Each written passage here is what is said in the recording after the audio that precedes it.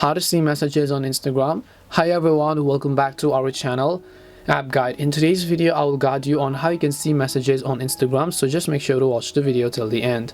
So in order to see your messages on Instagram, all you have to do is go ahead and simply launch the Instagram application.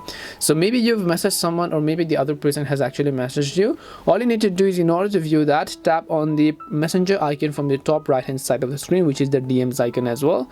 So when you tap on this icon, you'll come to this page right over here, and then you'll be able to see all of the messages. If you want, you can just send them a message, you can video call, or whatever else you think is convenient for you.